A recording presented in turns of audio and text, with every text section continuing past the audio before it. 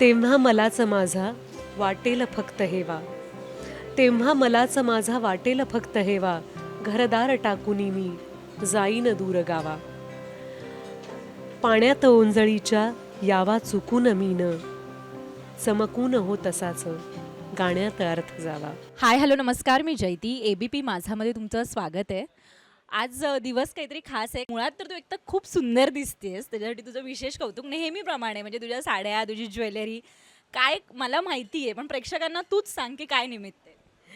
Thank you जयती. आजचं निमित्त आहे माझं दुसरं पुस्तक सो कूल टेक टू चं मुंबईतलं प्रकाशन झालं आहे आणि आता वाचकांसाठी हे पुस्तक सगळीकडे उपलब्ध असणार आहे.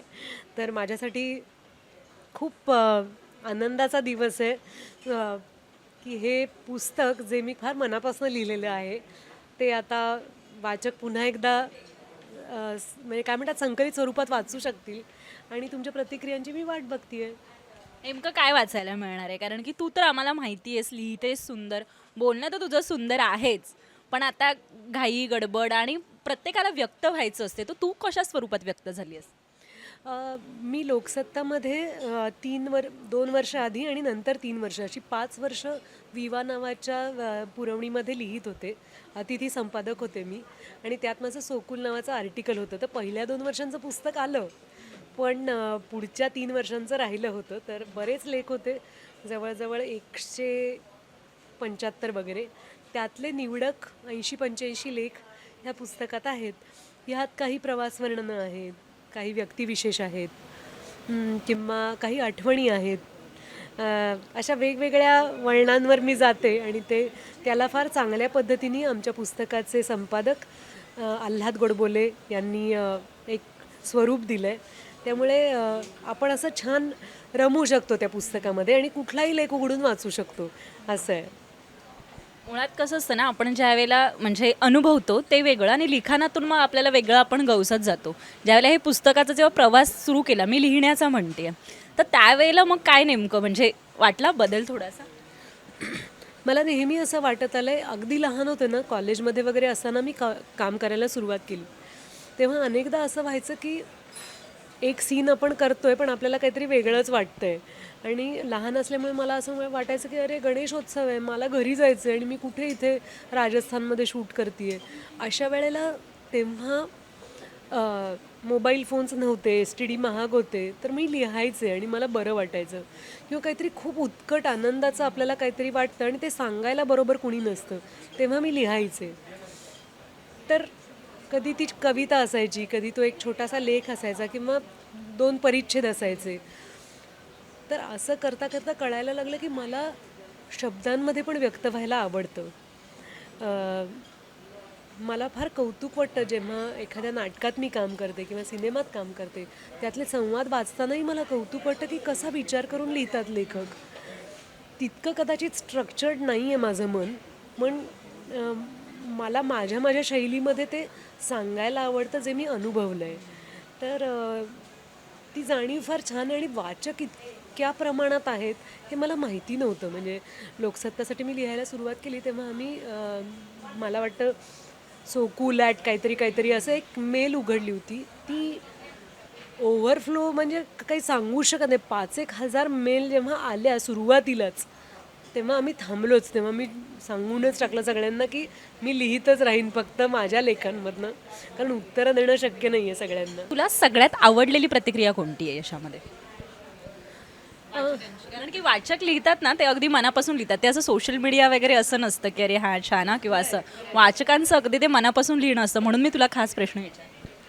अ, वेगवेगळ्या प्रतिक्रिया आहेत. मला एका प्राध्यापकांची मेल आली होती. त्यांनी लिहिलं की त्यांची मुलगी कधीच वाचायची नाही आणि त्याची त्यांना खंत होती आणि सोकुलचे लेख वाचल्यापासनं ती मराठी वाचायला लागली आहे. हे मला खूप छान वाटलं की एखाद्या माणसाला आपल्या लेखनामुळे वाचण्यासाठी प्रोत्साहन मिळत असेल तर किती छान आहे. किंवा काही लेख आहेत जे मी माझ्या आईवर काही लिहिलं आहे, त्याच्यावर खूप जास्त प्रतिसाद मिळाला की अनेक मुलामुलींनी मला असं लिहिलं की सेम सेम झालं आहे आमच्या आयुष्यात आणि तो लेख वाचल्यावर असं झालं की मीच लिहिलं आहे का काय लेख तो, असं अनेकांना वाटलं. हे लक्षात राहतात या प्रतिक्रिया. तुझा स्वतःचा आवडीचा कोणता लेख आहे त्याच्यामध्ये? खूप बाळ आहेत, त्यातनं एक निवडणं अवघड आहे, पण मला स्वतःला विनोदी लिहायला पण आवडतं. काही फार छान रस्ता नावाचं जे आहे ते खूप छान आहे, म्हणजे ज्याच्यात आपण असं मुक्तछंदातल्या कवितेसारखं त्याला वाचू शकतो, असे काही आहेत. आणि श्रद्धांजलीपर लेख जे आहेत ते तर माझ्यासाठी फारच खास आहेत, कारण लिहिताना जाणवतं की या माणसाने आपल्याला काय काय दिलं आहे. वाचन म्हणजे तुझ्यासाठी काय आहे? 2 ओळी. वाचन म्हणजे लिखाण पण आणि वाचन पण, कारण की जो माणूस लिहितो चांगला तो खरंच वाचतो चांगला, त्याचं निरीक्षण चांगलं असतं. मला असं वाटतं अन्न, वस्त्र, निवारा आणि वाचन इतकं ते माझ्यासाठी ऑब्व्हियस आहे आणि महत्त्वाचं आहे. कारण मला आता जरा चष्मा लागला आहे, त्यामुळे मला फॉन्टची गडबड उडते, पण वाचन फार आवश्यक आहे. माझ्या घरात ये कधीतरी, तुला लक्षात येईल की माझ्याकडे काहीच अशा अर्थाने शोपीसेस नाही आहेत, पण आमच्याकडे पुस्तकं आहेत आणि ते आमच्या घराचं सौंदर्य आहे. नक्कीच येऊ आम्ही, खास ती पुस्तकं पाहायला येऊ. आता तू आहेसच, कवितेच्या 2 ओळी बोलू शकतेस? मला खूप कविता येतात आणि वाचायलाही आवडतात, ऐकायला खूप आवडतात. पण आत्ता तू विचारलंस तर आत्ता आठवते ती म्हणजे आरती प्रभूंची कविता. तेव्हा मलाच माझा वाटेल फक्त हेवा, तेव्हा मलाच माझा वाटेल फक्त हेवा, घरदार टाकुनी मी जाईन दूर गावा. पाण्यात ओंजळीच्या यावा चुकून मीन, चमकून हो तसाच गाण्यात अर्थ जावा. त्याची वा वा, पण तुझ्यासाठी 2.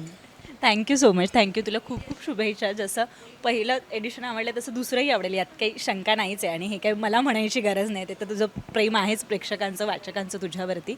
पण परत एकदा आमच्या प्रेक्षकांना थँक्यू. माझ्यासाठी महत्त्वाच्या आहेत या शुभेच्छा जयती, कारण तू ABP माझ्याकडून आली आहेस आणि मी ABP माझ्यासाठी फार सुंदर काम केलेलं आहे. सोकुल नावाचं मुलाखतीचं जे एक आपला कार्यक्रम होता, त्या मुलाखती मी घेतलेल्या आहेत विविध दिग्गजांच्या, वेगवेगळ्या क्षेत्रातल्या त्यांच्या वर्कप्लेसमध्ये जाऊन. त्याचं दिग्दर्शन माझा भाऊ संदेश कुलकर्णींनी केलं होतं. त्यामुळे ABP माझाची टीम ही मला माझी टीम वाटते. हे सब घरकाम आहे. आणि घरातून तुला खरं शुभेच्छा आहेत, कारण की इतर वगैरे ठीक आहे, पण घरातनं शुभेच्छा खास असतात आपल्या माणसासाठी. सो तुला खूप खूप शुभेच्छा आणि थँक्यू सो मच. थँक्यू.